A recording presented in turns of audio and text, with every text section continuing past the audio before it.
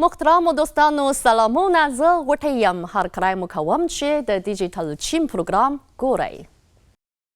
لس کاله مخکې د چین دولت رئیس شي جین پينګ په لومړي ځل د یو کمربند یوې لارې وړاندیز مطرح کړ او دغه وړاندیز د تېرې یوې لسیزې په درشل کې په ګردې نړۍ کې یوه لویه همکاريزه صحنه ګرځېدلې او د نړیوالو تو د هرکلی یې خپل کړی دی.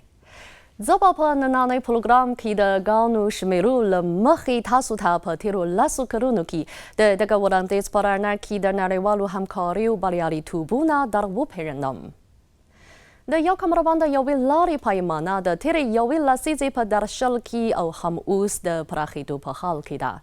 چین له 150 هیوادونو او 10 نړیوالو سازمانونو سره د یو کمربند یوې لارې همکاریز تړونونه لاسلیک کړي دي او په ورته وخت کې یې د نړۍ په ګڼو هیوادونو کې د دغه وړاندیز په رڼا کې څه باندې 3,000 همکاریزې پروژې ترسره کړي چې د پانګونو اندازه یې شاوخوا 1000 میلیارډو امریکایي ډالرو ته رسیږي.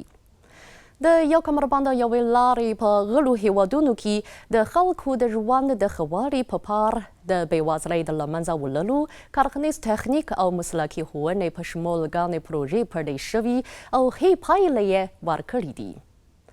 د نړیوال بانک شمیرې ښیي که د یو کمربند یوې لارې په چوکاټ کې تورې ترافیکي پروژې پیل شي نو تر 2030 کاله پورې به نړیوالې ګټې په سلو کې له 0.7 څخه تر 2.9 پورې زیاتوالی عمومي او دغه راز په همدې مناسبات به 7 میلیونه او 600,000 کسان له شدیدې بېوزلۍ څخه او څه باندې 32 میلیونه کسان به له منځنۍ بېوزلۍ څخه ووځي.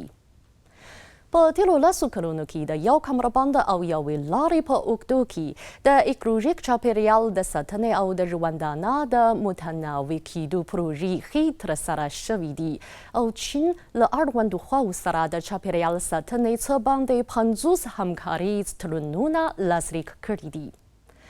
د یو کمربند یوې لارې د زرغون پرمختګ نړیواله ټولنه جوړه شوی او چین له 11 هیوادونو سره یو ځای د یو کمربند او یوې لارې د زرغون پرمختګ د ملګرو اړیکو وړاندیز کړی دی. د یو کمربند او یوې لارې د نړیوالو همکاریو سرمشریز فورم د سږ کال په اکتوبر کې ترسره کیږي.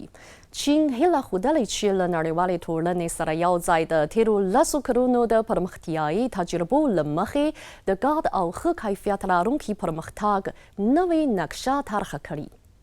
قدرمنو دوستانو نننی پروګرام په همدې ځای پای ته ورسید. بریالي اوسئ.